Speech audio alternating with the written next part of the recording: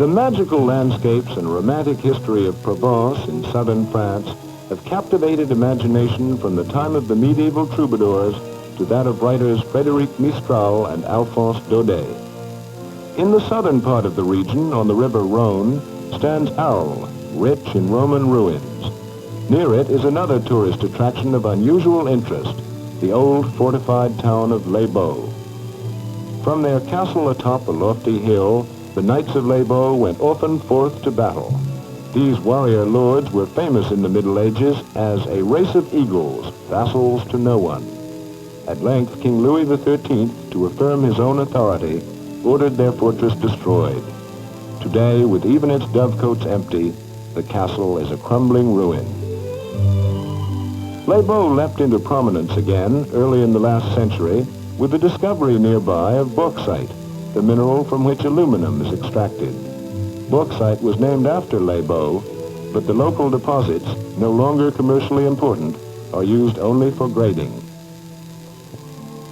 Once a proud capital, Les Baux is now a picturesque old village visited by many of the tourists who travel the highways and byways of Provence. If their cars are small enough, they can explore both town and ruined castle in them. Where thousands of people once lived and worked, only a few score inhabitants remain. What life there is in the town's old streets is mainly provided by the visitors who come to Les Baux from many lands. Most of them come, of course, during the summer months, but on Christmas Eve, the little church is crowded for a midnight mass where lambs are blessed.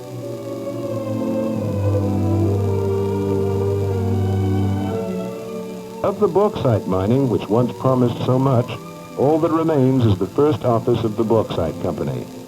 The aluminum industry is now one of the world's largest, but Les Baux, where it began, remains a quiet Provençal town bypassed by time. Important to it today are such local handcrafts as the manufacture of santon, colorful figurines. Among several good hotels in the vicinity, Beaumanière offers a unique French cuisine equal in quality and variety to Paris's finest. Presiding over the establishment is Monsieur Raymond Thuillier. A former lawyer, Monsieur Thuillier abandoned his profession for the satisfaction of running a first-class restaurant hotel. In the kitchen, preparations are going forward for an unusual French recipe. A thin layer of pastry dough made from locally milled flour is swiftly rolled. Then, around a boned gigot, the leg of a Provençal lamb that has already been partly roasted, the dough is wrapped. Finally, a few deft brushstrokes seal the envelope.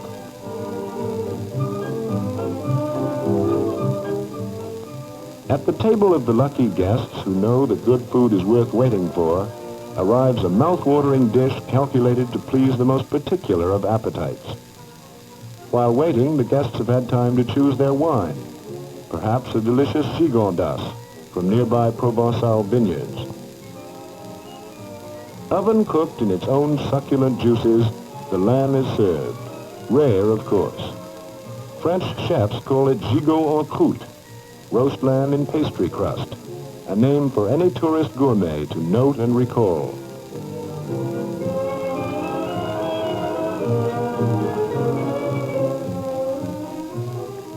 His guest's reaction to this delicious Beaumanière gastronomic invention is something host Thuillier can await without fear of disappointment.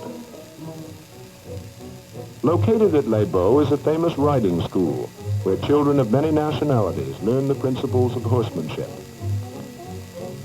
Their master, Don Luis Camarero, is a former cavalryman. His fame as a trainer extends from Little Les Baux to the tan-bark rings of all Europe.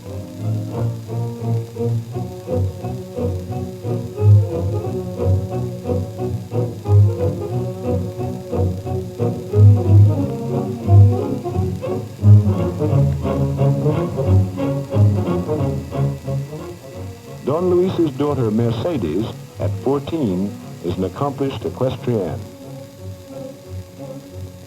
Many a tourist to France passing through Provence has been tempted to stay on indefinitely in the entrancing atmosphere.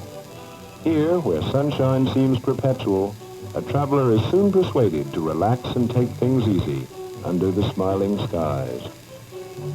And never will he regret having made the slight detour it takes him to reach Les Baux, the romantic and historic little town in the happy, singing heart of Provence.